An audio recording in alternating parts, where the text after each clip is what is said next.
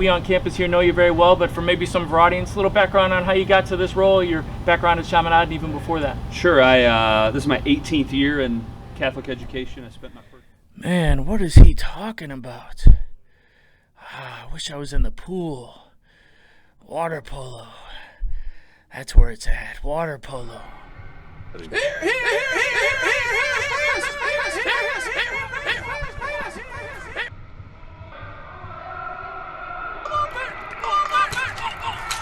Water polo.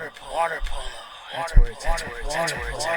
Coach, how do you think I did? You think I made the team? Rob, you're not very good. You didn't make the team. But what if since you're not very good at water polo, what if you interviewed a couple guys on the team instead? Okay. And then work on your game and come out next year. Okay. All right. Great. All right. Thanks, Coach. All right. Thanks. See ya.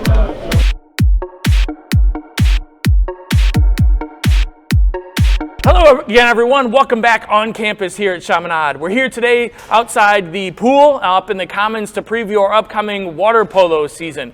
I've got the ski team with me, as they like to be known, Matt Morawski and Owen Piskorowski, two of our returning veterans on the squad. Thanks for joining me today, guys. Yeah, of course. All right.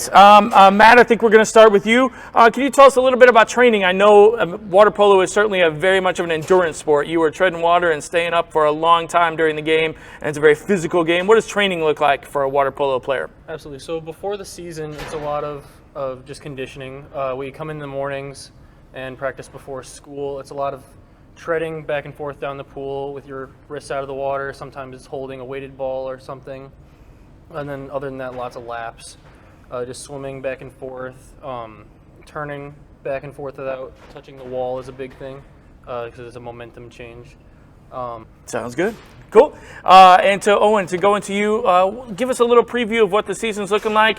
I know you guys had a pretty successful end of the year last year, and what do we look like coming off of that and into the 2022 season? Yeah, you're right. So we went to state rest last year, and we had a lot of great guys. Most of our varsity was made up of seniors from last year. We especially had a really great goalie, James Lynn. And a lot of those guys are really well prepared, and we're left with this year with a lot of new guys. So we got a lot of new guys coming out this year.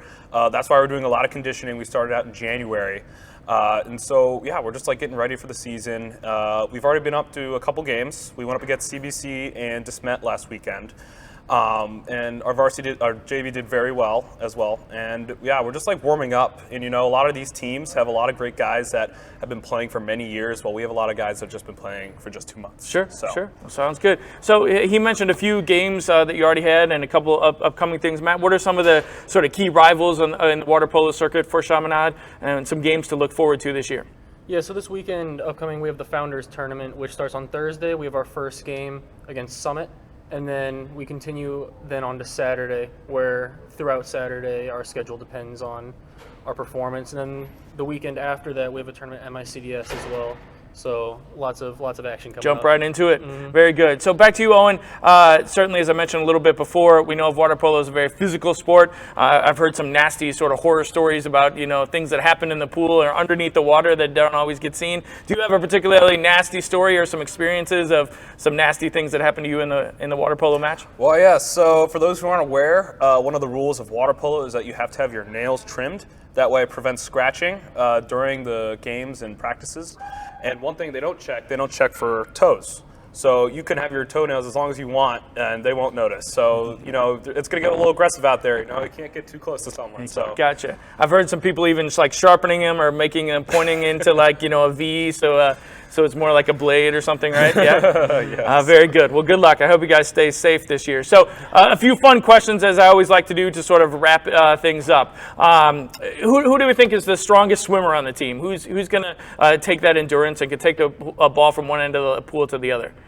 Well, we got two very, very good swimmers, Trey Cuneen and Matthew Judkins. They're both incredible in their own respect, and I think both of them are extremely threatening. Gotcha.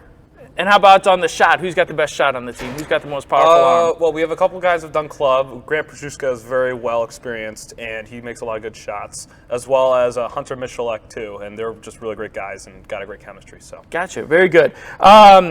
Who do we think is the team dad? Who's the guy that's going to, we're going on a trip. He's going to have everything organized. He's going to have the car gassed up. He's going to have the luggage in there. Who's the team dad? Who takes care of everybody on the water polo team amongst the players? I think I'd give the team dad to Holden Schroyer. He's on Saturdays. He's organizing. Who wants to go to IHOP? Who wants to do this? He's in charge of the speaker down there when we're listening to music. He's kind of the guy that gets things organized. I like it very much. And then, Owen, maybe I'll come to this last one then for you. Who's on the opposite end? Who's maybe the team clown or the team guy who's going to show up late for the bus and everybody's always waiting for or something? Or who keeps everybody in laughter on the team a little bit? Well, I definitely think Hunter Michalek is a great player. He always likes to crack a lot of jokes while we're in the water down there. Okay. And he certainly has a great spirit, and he always likes to keep the spirit alive during practice. Keeps it light. We've got to have fun, right? For Yes. sure. Very good. Well, thanks again for joining me today, guys. Thank you guys out there in the audience for joining us as well. And stay tuned for more on-campus features from here at Chaminade.